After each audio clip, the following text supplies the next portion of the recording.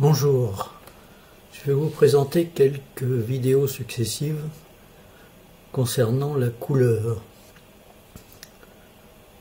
La couleur pour les photographes, en particulier pour les photographes amateurs.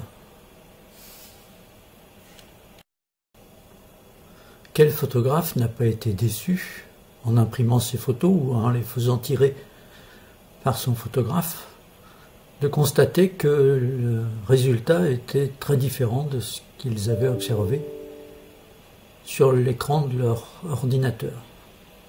Pourtant, ils avaient passé beaucoup de temps à peaufiner les réglages avec leur logiciel préféré pour ajuster le contraste, les couleurs, la luminosité des teintes sombres, etc. Et le résultat a été décevant, souvent, parce qu'il y avait une différence entre ce qu'on voyait sur l'écran de l'ordinateur et ce qu'on avait photographié. Dans d'autres cas, on a été déçu par les couleurs qu'on observait sur la photographie, le résultat, par rapport à ce qu'on croyait avoir photographié. Une différence qu'on essaye de régler éventuellement, mais donc toujours avec difficulté. Donc les couleurs la couleur est une question essentielle pour les photographies. La couleur au sens large. La couleur des photographes, c'est à la fois la teinte, c'est-à-dire la couleur saturée, une couleur saturée prise sur un cercle chromatique, c'est à la fois la luminosité, le fait d'avoir des teintes sombres ou très vives, et à la fois la saturation, c'est-à-dire s'approcher d'une couleur pure ou d'un gris. Un autre problème que rencontrent les photographes, c'est le réglage de l'appareil photo. Il y a des possibilités de réglage sur ce qu'on appelle l'espace colorimétrique. Et l'appareil photo propose souvent 2 espaces colorimétriques. À quoi ça correspond, lequel il faut choisir, quelle influence son choix sur le résultat. Beaucoup de questions se posent sur ce sujet. Et d'autres questions se posent au moment du traitement de la photographie. Au moment du traitement de la photographie, des logiciels comme Photoshop vont nous poser des questions et on ne sait pas toujours répondre. Voilà, nous sommes dans le logiciel Photoshop par exemple, et avant de commencer avec Photoshop, je vais réduire mon image, je la mets en haut à droite, ce qui permet de commencer. Première question indiscrète que pose Photoshop, c'est à l'ouverture. J'ouvre un fichier récent et Photoshop commence par me demander quel est le profil que je vais choisir pour cette photo. Est-ce que c'est le profil incorporé à la photo? Est-ce qu'il faut que je convertisse ce profil selon l'espace de travail?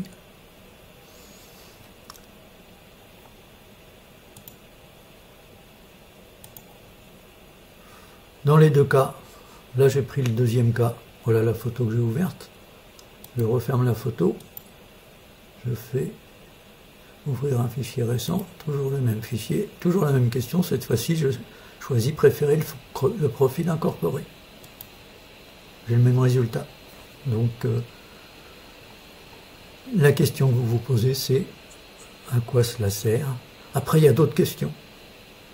Il y a d'autres questions au moment de l'impression, ou des questions attribuées à un profil.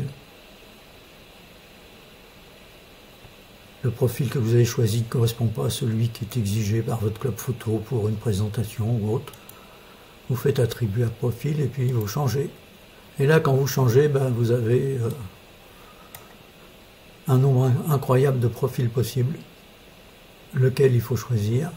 Je fais de l'imprimante parce que je vais imprimer. Je clique ici, je clique sur OK. Bon, là ça ne change pas beaucoup. J'aurais pu attribuer un autre profil.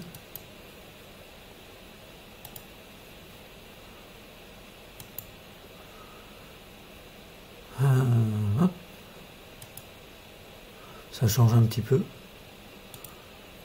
Oh. Là, je me retrouve avec des couleurs très saturées. Qu'est-ce qu'il faut choisir? Avant de répondre à ces questions, on va parcourir un peu les notions de couleur. C'est pour ça que j'ai décomposé mon exposé en 4 parties. Donc 4 parties qui correspondront à 4 vidéos différentes. Donc là on est dans la première partie. Et bien, pour comprendre tout ce qui se passe par la suite, pour savoir qu'est-ce qu'il faut choisir pour son travail, comme réglage sur l'appareil photo, il faut comprendre ce qu'est la lumière et la couleur. Ce sera l'objet de cette présentation. La deuxième présentation concernera la mesure des couleurs. Mesure des couleurs, c'est... Oui, si on peut mesurer les couleurs, et il faut mesurer les couleurs parce que les logiciels qui travaillent sur les couleurs travaillent sur des valeurs numériques de la couleur, ils font des opérations mathématiques sur les couleurs, et donc il faut pouvoir les mesurer. Troisième partie, troisième vidéo, concernant la couleur pour les photographes. Et puis la dernière partie, quels sont les choix recommandés pour le photographe amateur.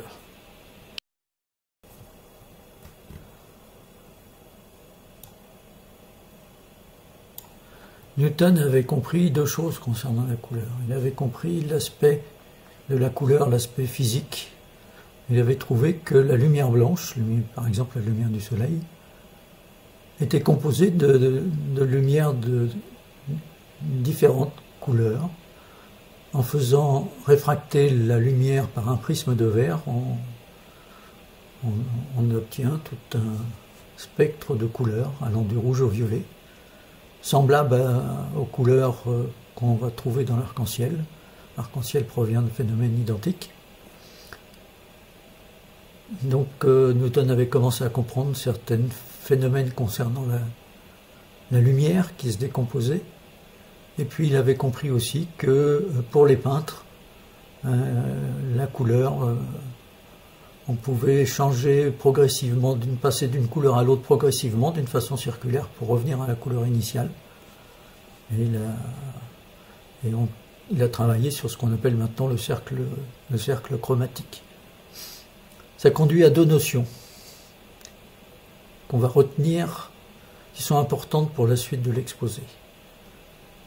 C'est d'une part l'aspect physique de la lumière. La lumière telle qu'elle est conçue par les physiciens ou par les ingénieurs qui travaillent dans des domaines qui concernent la lumière. L'ingénieur qui va travailler sur les panneaux solaires, par exemple, il va s'intéresser à la nature physique de la lumière. Et donc quand je parlerai de lumière, je parlerai de la nature physique de la lumière. Et la deuxième notion importante, c'est la façon dont l'œil et le cerveau voient cette lumière. Et là, on parlera de couleur. La couleur, c'est pas quelque chose de physique, c'est plutôt quelque chose de physiologique, c'est une façon de percevoir. Et il y a une différence entre les deux, et on va un peu regarder ces 2 aspects-là. C'est important de bien comprendre cette différence. On pourrait l'expliquer avec un exemple. Vous avez un citron. Vous regardez ce citron, de quelle couleur est-il? Il est jaune. Vous enfermez ce citron dans un réfrigérateur, vous fermez la porte, la lumière s'éteint. Que devient la couleur du citron? Certains diront que la couleur va devenir plus froide puisque le citron est dans le frigidaire. Mais en fait, la plupart d'entre vous vont répondre plus sérieusement que peut-être que le citron n'a plus de couleur puisqu'il n'est plus éclairé, il n'émet plus de lumière, donc on ne le voit pas. Mais on peut aussi se poser la question, et si en mettant le citron dans le réfrigérateur et en fermant la porte, si la lumière reste allumée, est-ce que le citron a une couleur? Alors, tout un chacun a tendance à répondre, bah oui, le citron est toujours jaune, il est même jaune citron. Le physicien, lui, va répondre non, le citron n'a pas de couleur. La couleur, c'est une interprétation de l'œil et du cerveau, interprétation de la lumière qui est reçue par l'œil et interprétée par le cerveau. En fait, au niveau de la physique, la lumière, c'est une onde électromagnétique. Elle est de même nature que les ondes radio, les micro-ondes, les infrarouges, les ultraviolets, les rayons X, les rayons de gamma. La différence entre tous ces rayonnements électromagnétiques, c'est une différence de fréquence ou de longueur d'onde. La lumière correspond à des longueurs d'onde très précises. Et donc, elle est représentée ici par des couleurs, mais en fait le physicien ne l'interprète que par une longueur d'onde. Ce qui est mesuré par le physicien, c'est la longueur d'onde de la lumière. Et les lumières qui se superposent en plusieurs longueurs d'onde, qui se mélangent.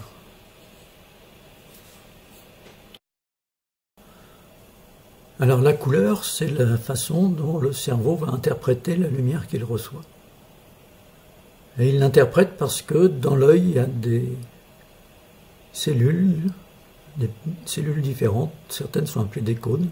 Il y a des cônes qui sont plutôt sensibles aux lumières rouges et jaunes, des cônes plutôt sensibles au vert et des cônes plutôt sensibles au bleu. Voilà les courbes de sensibilité, des cônes bleus, des cônes verts et des cônes rouges. Il y a aussi des bâtonnets qui sont pas sensibles à la couleur, mais qui sont sensibles qu'aux couleurs, plutôt aux couleurs vertes, mais qui sont sensibles aux très faibles luminosités, ce qui nous permet de voir quand il fait très sombre.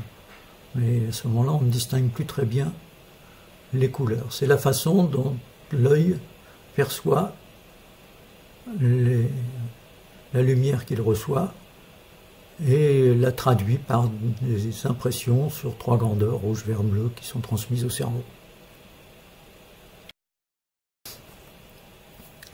Ça explique la façon dont on sait maintenant reproduire des couleurs de différentes natures à partir de 3 couleurs fondamentales. Si on a 3 projecteurs, façon projecteur de théâtre, l'un qui émet de la lumière rouge, l'autre bleu, l'autre vert, et qu'on superpose un peu les spots émis par ces 3 projecteurs, on va avoir des mélanges.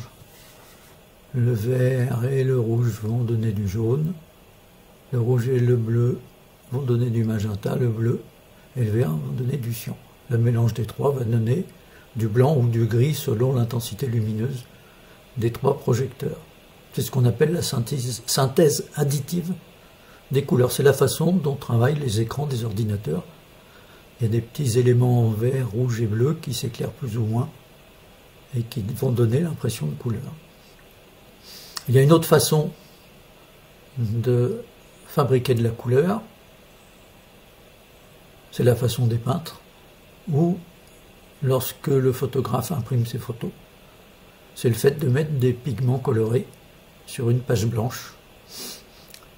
Et à ce moment-là, les 3 couleurs de base ne sont plus rouge, vert, bleu, mais sont les couleurs complémentaires précédentes, c'est-à-dire les couleurs de base, c'est le jaune, le magenta et le cyan. Ce sont les couleurs des encres que vous mettez dans votre imprimante. Et c'est le mélange de ces couleurs qui vont donner en complément du rouge, du vert et du bleu ou du noir quand on mélange les 3. Alors il y a bien souvent une cartouche noire complémentaire dans les imprimantes parce que le noir obtenu par mélange des 3 pigments précédents n'est pas très profond. Et donc pour l'améliorer, il y a en règle générale au moins une 4e cartouche. Pour les imprimantes haut de gamme, on a rajouté des couleurs complémentaires pour affiner le tout. Mais de base, on travaille comme ça. Donc la lumière est composée d'ondes électromagnétiques de différentes fréquences. C'est ce qu'on retrouve quand on décompose une lumière blanche à travers un prisme. On voit des couleurs différentes, chacune couleur correspond à une onde électromagnétique d'une fréquence particulière. Si je mets une fente très fine à cet endroit-là, par exemple, dans le vert, derrière la fente, je n'aurai plus que une onde électromagnétique, si la fente est très très fine, d'une seule longueur d'onde. Et cette onde électromagnétique d'une seule longueur d'onde, dans le verre par exemple, va être perçue, on l'appelle vert parce qu'elle va être perçue par l'œil et le cerveau comme étant verte. C'est-à-dire qu'on associe les ondes électromagnétiques pures, monochromatiques, telles qu'on pourrait les avoir en sélectionnant qu'une partie à l'issue du prisme, on les associe à une couleur, c'est ce qu'on voit. Et donc quand on associe les longueurs d'onde à des couleurs, c'est parce que c'est ce qu'on a vu en sélectionnant qu'une seule longueur d'onde derrière le prisme. Mais en fait, il n'y a pas proprement dit de couleur ici. Sur le plan physique, il n'y a que des ondes électromagnétiques. C'est le cerveau qui va percevoir des couleurs différentes. On se retrouve avec deux aspects. L'aspect décomposition de la lumière par un prisme, et on voit que les lumières varient d'une façon continue du rouge au violet, et qu'au-delà, il y a encore de la lumière, mais on ne la voit pas. Il y a des ondes électromagnétiques ultraviolettes à droite, il y a des ondes électromagnétiques infrarouges à gauche, et tout ceci varie d'une façon continue, sans que les deux extrémités, ici, se rejoignent. Pourtant, les peintres et les photographes savent bien qu'on passe d'une couleur à l'autre d'une façon continue. On peut le représenter d'une façon circulaire. On peut partir du rouge, aller au vert, et les couleurs se rejoignent. Quelle est la réalité? Ça, c'est la lumière, la couleur telle qu'on l'aperçoit. Et ici, c'est plutôt la lumière telle qu'elle existe physiquement. Eh bien, en fait, parmi toutes les couleurs du cercle chromatique, il y a certaines qui correspondent bien à la décomposition de la lumière par le prisme, donc aux couleurs de l'arc-en-ciel. On va du rouge au violet. Et puis il y a d'autres couleurs dans le cercle chromatique qui ne sont pas présentes dans cette décomposition, donc qui ne sont pas présentes dans l'arc-en-ciel, en particulier les pourpres, les magentas. Donc c'est ce qui explique un peu le titre que j'ai donné à la conférence pour les photographes. Il y a 5 couleurs dans l'arc-en-ciel. Le rouge, le jaune, le vert, le cyan, le bleu. Le magenta n'est pas une couleur de l'arc-en-ciel. Et quand Newton avait voulu associer 7 couleurs à l'arc-en-ciel, il l'a fait parce qu'il a associé la lumière au phénomène sonore et que en musique, il y avait cette couleur fondamentale, donc il fallait retrouver le nombre 7 parmi les couleurs de l'arc-en-ciel, le nombre 7 étant un nombre un peu historiquement particulier. Donc la réalité physique de ce qui se passe, c'est la lumière. Si je mets ici, derrière le prisme, une petite cellule photoélectrique et que je déplace sa cellule, je peux mesurer l'intensité lumineuse reçue pour les différentes longueurs d'onde. Et cette mesure, je peux mesurer aussi bien d'ailleurs, si ma cellule photoélectrique est sensible aux ultraviolets, aux infrarouges, je peux faire cette mesure dans une large gamme. Et je vais mesurer l'intensité lumineuse contenue dans la lumière incidente ici. La lumière incidente est composée un petit peu d'ultraviolet, et puis beaucoup de longueurs d'onde correspondant au vert, peu de longueurs d'onde correspondant au jaune, beaucoup de longueurs d'onde correspondant au rouge, beaucoup d'infrarouge. Voilà par exemple ce qu'est la lumière issue d'un objet, si je l'analyse d'une façon physique. Ceci, on l'appelle un spectre en fait lumineux, c'est la répartition des intensités lumineuses en fonction des longueurs d'onde. Ça correspond à la réalité physique de ce qu'est la lumière. En fait, de tout ce spectre complexe et très riche en informations, le cerveau ne va retenir que trois informations. C'est l'importance du rouge, du vert et du bleu. Et cette répartition d'importance relative du rouge, du vert et du bleu qui nous fera percevoir une couleur qui pourrait être différente et peut-être correspondre d'ailleurs à un minimum dans le spectre. Ici on a beaucoup de rouge et beaucoup de vert, très peu de bleu, donc la lumière qui va être interprétée par le cerveau va être interprétée comme une lumière jaune, alors que peut-être que dans le spectre il y a peu de jaune.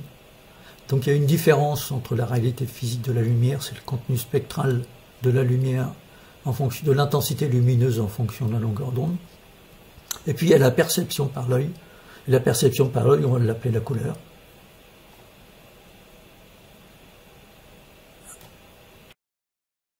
Alors ceci a une conséquence importante en photographie.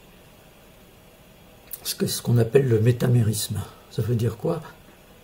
Ça veut dire que des répartitions différentes d'intensité lumineuse en fonction de la longueur d'onde. Par exemple, la répartition supérieure ici, qui serait issue d'une fleur imprimée sur une page, sur une feuille blanche. Donc, si on prend la partie jaune, il se peut que la répartition spectrale de la lumière qui est issue de cette feuille imprimée corresponde à ça. Alors que si on avait analysé la lumière issue d'une pétale jaune de la fleur, directement sur la fleur, peut-être qu'on aurait eu un spectre, c'est-à-dire une répartition d'intensité lumineuse en fonction des longueurs d'onde complètement différente. Donc là, j'ai deux lumières de nature différente, avec des répartitions spectrales complètement différentes, et il se peut que l'œil interprète ces deux courbes très différentes par la même chose, c'est-à-dire voit la même couleur. C'est ce qu'on appelle le métamérisme. C'est important pour les photographes parce que si on arrive à prendre des photographies, c'est parce que ce phénomène physique, ce phénomène physiologique est présent.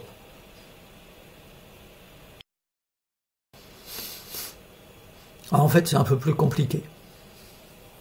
C'est un peu plus compliqué parce que la lumière émise par la fleur, c'est pas la lumière qui provient de la fleur elle-même, c'est parce qu'elle est éclairée, par exemple par le soleil. Le soleil, lui, il a une répartition spectrale particulière, qui est celle-ci. Il y a des ultraviolets. Vous le savez, quand vous restez trop longtemps à la plage sous le soleil, il y a la lumière visible, et il y a des infrarouges, on a l'impression d'avoir chaud quand on reste au soleil, à cause des infrarouges. Donc le soleil, il émet cette répartition spectrale, et la fleur, elle est éclairée avec cette répartition spectrale. Et la fleur, elle va absorber certaines longueurs d'onde et réfléchir d'autres longueurs d'onde. En particulier, elle va probablement absorber toutes les longueurs d'onde qui sont situées dans le bleu-violet, ici. Comme elle absorbe les longueurs d'onde qui sont situées dans le bleu-violet et réfléchit les autres longueurs d'onde, le spectre qui va être émis par la fleur est une combinaison des deux spectres précédents.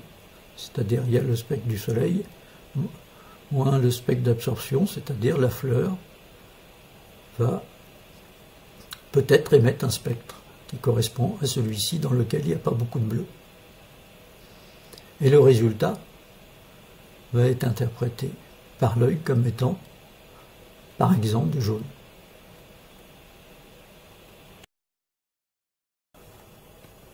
On voit que la lumière émise par la fleur dépend de la source lumineuse qui l'éclaire. Et que si au lieu d'éclairer la fleur par le soleil, on l'accueille, on la rentre à la maison, on l'éclaire par une ampoule à incandescence, on ne verra pas tout à fait la même couleur. Parce qu'on a l'influence de l'éclairage. Et c'est de là que vient la notion de température de couleur. Alors c'est quoi la température de couleur? Qu'est-ce que ça veut dire? En fait, tout objet, tout corps, même s'il n'est pas éclairé, s'il est placé dans une chambre noire, tout corps va émettre une onde électromagnétique de différentes fréquences. Et cette onde électromagnétique émise, sa nature dépend de la température du corps. Ainsi, nous, qui avons une température de 37 degrés, on émet des ondes électromagnétiques. Dans l'infrarouge, uniquement dans l'infrarouge, on n'émet pas d'ondes électromagnétiques à 37 degrés en lumière visible. Mais ça permet d'être filmé dans le noir par des caméras infrarouges qui sont sensibles aux ondes électromagnétiques infrarouges émises par le corps humain à 37 degrés. C'est comme ça qu'on peut prendre à distance la température en analysant les ondes électromagnétiques émises dans l'infrarouge par notre peau.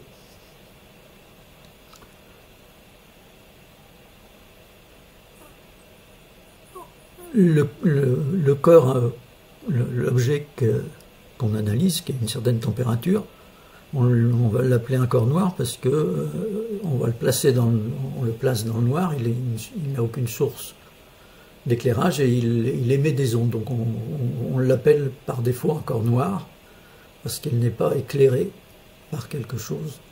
Mais il n'est pas noir à haute température, puisque à haute température, tout objet va émettre des ondes qui vont être visibles par l'œil, c'est-à-dire on va émettre un rayonnement électromagnétique dans les longueurs d'onde visibles. Ainsi, le Soleil, la température à la surface du Soleil est de 6000 degrés. Et donc le Soleil va émettre une onde électromagnétique composée de différentes longueurs d'onde, dont la répartition spectrale va de l'ultraviolet, passe à un maximum dans le bleu-vert et diminue. Donc ça, c'est le spectre émis par le Soleil. Une lampe à incandescente, qui va être température plus faible, 4000 ou 3000 degrés, va émettre des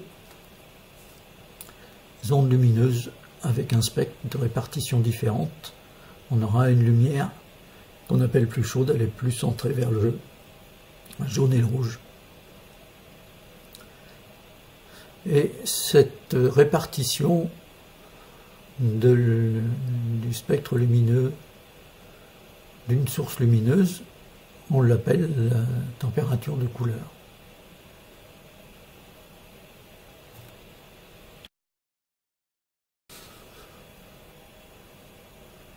Alors dans le temps, c'était vrai pour toute source lumineuse, parce qu'une ampoule incandescente, elle émet de la lumière parce qu'elle est chauffée à 3000 degrés, ou le filament qui est à l'intérieur de l'ampoule est chauffé à 3000 degrés, et donc il y a une émission de couleur correspondante. Les lampes modernes, lampes fluorescentes ou les LED, ne travaillent pas de la même façon. Elles n'émettent très peu dans l'infrarouge, elles sont beaucoup plus rentables, parce qu'il n'y a pas d'énergie perdue dans les infrarouges, alors que les lampes incandescentes, elles émettent surtout dans l'infrarouge, un peu dans la lumière visible, et les LED émettent que dans la lumière visible, mais avec une répartition spectrale de moins bonne qualité. Ça, c'est la répartition spectrale du Soleil, et un éclairement LED va être de moins bonne qualité. L'éclairage par une lampe fluorescente va être de très médiocre qualité, parce qu'il y a certaines fréquences qui n'existent pas. Et là, vous allez avoir des difficultés. Par exemple, on parlait tout au début de différence de couleur entre ce que la photo présente sur l'écran de l'ordinateur et la photo imprimée. Alors si jamais vous vérifiez votre photo imprimée avec une lampe incandescente, une lampe fluorescente, pardon, la différence, elle n'est pas forcément liée au traitement de la photo, à l'imprimante. La différence, elle va être liée au fait que vous éclairez votre photographie imprimée avec une lampe de mauvaise qualité. Alors, quand vous achetez des lampes, vous pouvez avoir une information sur la qualité. Il y a 2 chiffres avec les lampes. Il y a un chiffre qui correspond à la température de couleur. Donc ça va être lié au fait de température de couleur élevée. 5000 degrés, on va s'approcher de la lumière du soleil. 3000 degrés, on va s'approcher des lumières incandescentes. C'est donc des lumières plus chaudes. Et puis il y a un deuxième indice, c'est l'indice de rendu des couleurs. L'indice de rendu des couleurs varie de 0 à 100, sans qu'on ait une répartition spectrale très bonne. Toutes les longueurs d'onde sont représentées. Et puis si on a un chiffre inférieur, c'est qu'il y a des longueurs d'onde qui ne sont pas du tout représentées. Alors en photographie, il faut essayer d'avoir, si vous voulez vérifier vos photographies, la qualité de vos photographies avec une lumière artificielle, essayez d'avoir un indice de rendu des couleurs de au moins 90.